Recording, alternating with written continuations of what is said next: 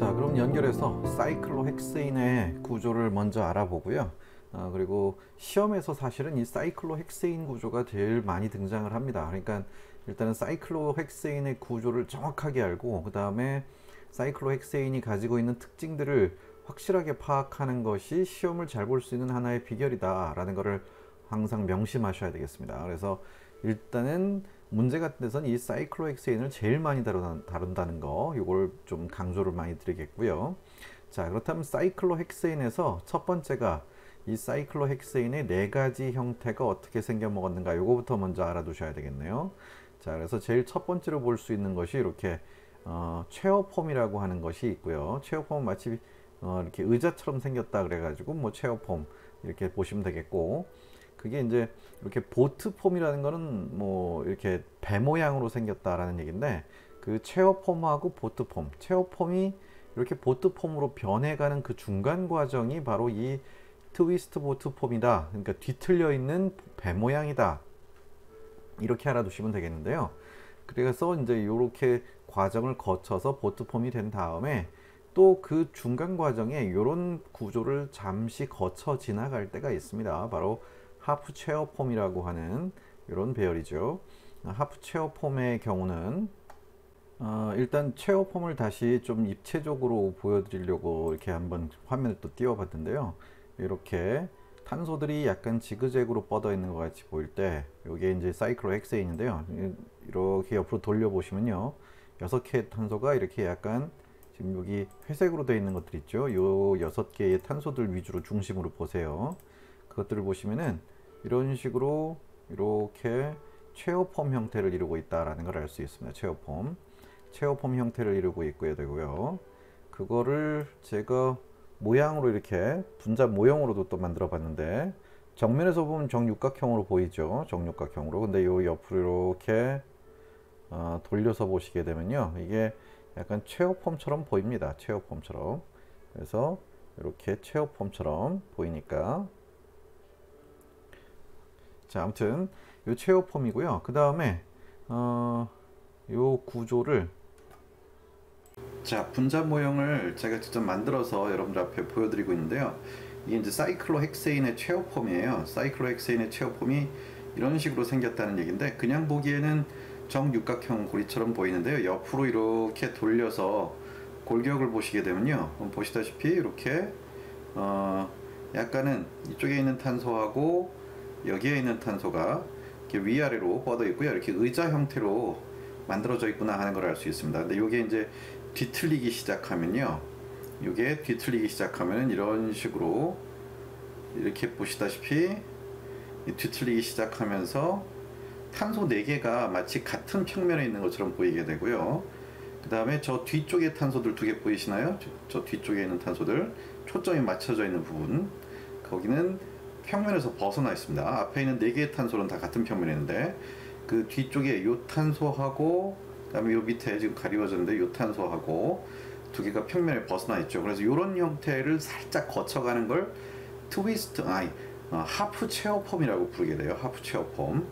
그러고 나서 이제 이게 더 뒤틀어지게 되면 이런 식으로 비틀어져 가지고요, 뭐 이도저도 아닌, 이게 이제 보트폼이라고 할 수 있는데, 보트폼은 보시다시피 그냥 정육각형처럼 보여요. 근데 보트폼에서 약간 이게 이런 식으로 뒤틀려 있는, 애매하게 뒤틀려 있는 이런 구조를 이제 트위스트 보트폼이라고 부르게 됩니다. 그러니까 앞에 있는 결합선들하고 뒤에 있는 결합선들이 다 포개지진 않죠.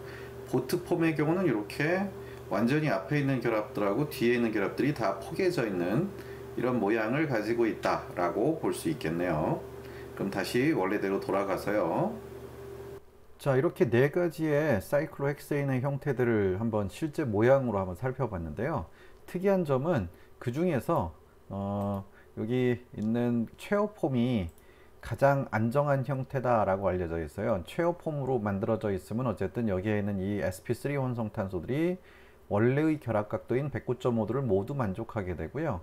여기에 또 이제 그림 그리는 방법까지 소개를 해드릴 텐데, 그때 보시게 되면은 완벽한 스태거드 폼을 형성하고 있게 돼요. 그에 비해서 이제 이 트위스트 보트폼, 하프 체어폼으로 갈수록, 그러니까 이 중에서는 하프 체어폼이 가장 스트레인이 크게 걸려 있는 구조다. 4개의 탄소가 동일한 평면에 이렇게 쭉 놓이게 되다 보니까 여기에도 탄소가 하나 있고 여기에도 탄소가 하나 있고 여기도 탄소가 하나 있고 여기도 탄소가 하나 있는 걸로 보세요. 그 다음에 나머지 두 탄소만 평면에서 벗어난 걸로 그렇게 보시면 되는 거라서 이게 일단은 현재로서는 이 사이클로헥세인 형태 중에서는 제일 불안정한 형태다라고 보시는 게 좋겠고요.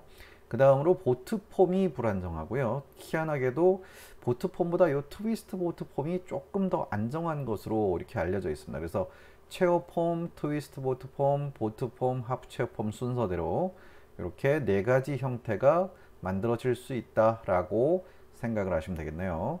여기서 잠깐 근데 그 사이클로헥세인의 체어폼을 처음 유기화학 공부하실 때부터 좀 제대로 그리는 방법을 배우고 넘어가셔야 될 것 같아 가지고 제가 이렇게 본인이 직접 사이클로헥세인에 특히 제일 가장 많이 등장하는 게 이 체어폼이니까 이 체어폼을 확실하게 제대로 그리는 방법을 여기서 소개를 할 겁니다.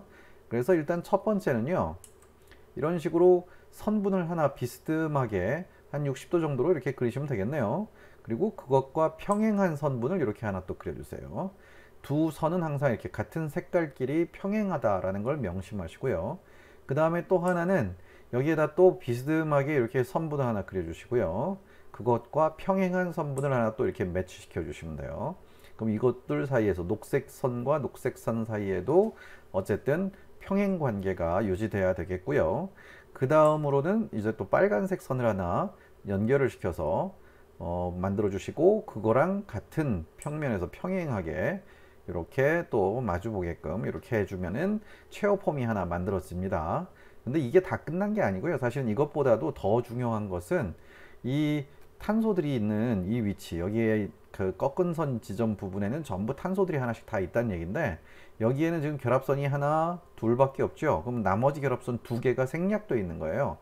그 결합선을 그리는 방식도 마찬가지란 얘기예요. 그래서 여기에다가 또 이렇게 평행하게 녹색 선끼리 전부 평행하게 또 평행하게 보라색 선끼리 또 다 평행하게 그 다음에 또 빨간색 선들이 전부 평행하게 이렇게 그려주시면 일단 각 탄소별로 모두 3개의 탄소 결합선들이 하나씩 다 만들어진 거죠.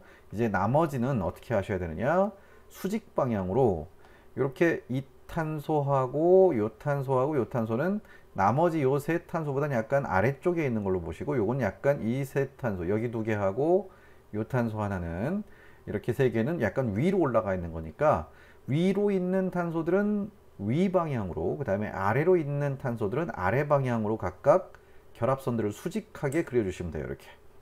이렇게 그려주시기만 하면은 사이클로헥세인의 체어폼을 서로 평행한 관계로 모든 결합선들이 어떻게 109.5도의 결합각도를 이루고 있는지를 전부 찾아낼 수가 있게 되고요. 이렇게 해야 좀 정확하게 그리는 방법입니다. 앞으로는 항상 이런 방식으로 그림을 그리는 걸 잊지 않도록 하시는 게 좋겠고요. 뭐 참고 삼아서 보자면 이 탄소 하나를 중심으로 봤을 때 여기에 있는 결합선하고 여기에 있는 결합선, 요 결합선, 요 결합선, 요 하나만 본다면은 사면체를 약간 평면상에서 입체적으로 이렇게 그린 것 같은 그런 모양이 나고요. 이 탄소도 보시면은 여기 결합선하고 요 결합선, 요 결합선, 요 결합선 4개가 뒤집어져 있는 사면체 모양으로 이렇게 다 사면체 형태로 구성되어 있구나. 이래서 사이클로헥세인의 체어폼이 모든 구조들 중에서 가장 안정한 형태겠구나 하고 예상을 할 수 있게 되는 겁니다. 자, 이게 사이클로헥세인 자체의 형태를 이제 살펴본 거고요. 자, 그 다음으로는 체어폼하고 보트폼을 이제 2개를 비교해 볼 생각이에요. 하프 체어폼이나 트위스트 보트폼의 경우는 애매한 그 중간에 거쳐가는 스타일의 약간 정확한 각도 같은 게 잘 나오지 않는 구조라서 확실하게 비교할 수 있는 2가지 폼만 이제 비교를 할 건데 그 중에서는 체어폼하고 보트폼이 있어요. 그래서 체어폼하고 보트폼이 어떻게 비슷하고 어떻게 다른가 요거를 이제 하나씩 비교해 드릴 텐데요. 일단 체어폼은 완전한 109.5도의 결합 각도와 완전한 스태거드 형태를 이루고 있다 라고 이렇게 볼 수가 있습니다. 완전한 스태거드 형태를 이룬다는 것을 조금 다른 방식으로 생각해 보자면요, 이렇게 분자 모형으로 살짝 바꿔 가지고요, 아까 보셨던 것대로 이걸 뉴먼처럼 보기 위해서 얘를 이렇게 돌릴 거예요. 이 노란색이 앞으로 와 있는 거예요. 그래서 이렇게 돌려 가지고 앞에 탄소하고 이 옆에 이 탄소하고 이 탄소하고 이 탄소를 완전히 포개지는 형태로 이렇게 돌려서 보시게 되면요. 지금 옆에 있는 시그마 결합선분들이 다 어떻게 되어 있어요? 우리가 앞쪽에서 3장에서 배웠었던 완벽한 스태거드 폼을 그대로 다 이루고 있구나 하는 거를 살펴볼 수가 있죠.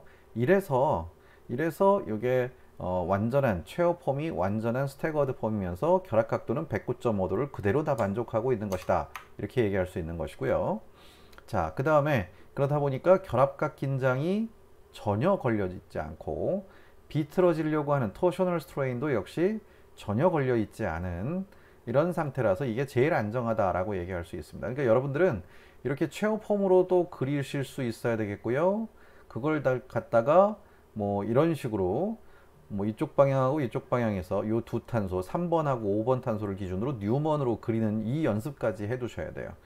전부 이 연습이 잘 안 되어 있으면은 요즘에 나오는 문제들을 풀기가 좀 쉽지 않습니다. 그러니까 그 3차원적인 구조를 정확하게 파악하고 있어야 된다라는 걸 얘기하는 거예요. 그래서 이걸 이렇게 바꾸고 이걸 또 이렇게 나와 있는 구조를 또 반대로 원래대로 돌리고 그 다음에 그게 입체적으로 이렇게 생겨 먹은 구조다 하는 거에 대한 연계성, 이걸 본인 스스로가 연습해서 터득해 놓으셔야 됩니다. 이거 터득 안 해 놓은 상태로 마구잡이로 그냥 아니 뭐 대충 보면 되겠지 뭐 하고 넘어가 버리면 그것 때문에 문제를 풀지 못하게 돼요. 그래서 별거 아닌 것 같아도 되게 중요한 개념들이니까 좀 요 구조의 변환, 그 다음에 본인 스스로가 그림을 인지하고 또 그릴 수 있는가 하는 거 연습이 좀 많이 따라와야 될 것 같네요.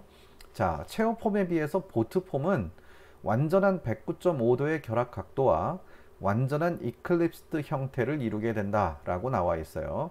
그래서 결합각 긴장은 109.5도니까 전혀 걸리지 않지만 완전한 이클립스드 폼이라고 한다면 비틀린 긴장이 최대가 된다는 얘기죠. 요것도 잠시 그 모양을 입체적으로 좀 보자면요. 자, 보트 폼으로 그림을 하나 또 만들어 놨는데요. 이 보트 폼도 옆에서 보면 이렇게 배 모양으로, 이 수소들은 좀 헷갈리시더라도 좀 빼놓고요. 탄소 골경만 보시면 이렇게 배 모양으로 생겨 먹었죠. 근데 이거를 이렇게 살짝 돌려 볼게요. 일단 그 각 탄소들이 sp3 원성의 사면체 모양을 이루고 있구나 하는 거는 다 아실 수 있을 거예요. 그래서 사면체 꼭지점 방향으로 잘 뻗어 있으니까 결합각도는 거의 뭐 전혀 변화가 없는데 이렇게 싹 돌려서 앞에 탄소하고 뒷 탄소가 겹치도록 해버리니까 어때요? 앞에 결합선들하고 뒤쪽의 결합선이 완전히 하나로 포개져 있죠. 이렇게 완벽한 이클립스드 폼을 형성하게 되는 것이 바로 이 보트 폼이다. 그래서 최후 폼하고 보트 폼은 이런 식으로 좀 차이가 있다. 이런 것들을 좀 생각해 주시면 좋겠습니다. 지금 이렇게 뱅글뱅글 입체적으로 좀 돌려가면서 좀 다양하게 보여드리고 있는데요. 이런 특징을 가지고 있습니다. 자, 그래서 보트 폼의 경우는 결합각 긴장은 제로인데 비틀린 긴장, 한마디로 이클립스드 폼으로 이렇게 아까 보셨던 모양대로 이렇게 생겨 먹었기 때문에 이클립스드 폼으로 비틀어지려는 긴장이 최대가 걸려 있으니까 결코 안정한 구조라고 보기는 좀 어렵다, 그런 얘기죠. 그래서 이게 보트 폼하고 체어 폼의 가장 대표적인 특징을 소개한 거고요. 역시 보트 폼에서도 마찬가지예요. 이렇게 체어 폼에서 이 체어 폼을 이렇게 뉴먼트 형식으로 바꿔서 그릴 수 있었던 것처럼 여기에 이 보트 폼도 이렇게 뉴먼트 형식으로 자유자재로 변환이 가능할 정도로 연습을 좀 해 두셔야 돼요. 이런 것들을 직접 본인 스스로가 능숙하게 바꿔서 변환해서 머릿속에서 생각해서 그릴 수 있도록 그렇게 연습을 해야지만 풀 수 있는 문제들이 최근의 문제들에서 나오는 경향이죠. 자, 여기까지가 이제 체어폼과 보트폼을 비교해 드린 겁니다.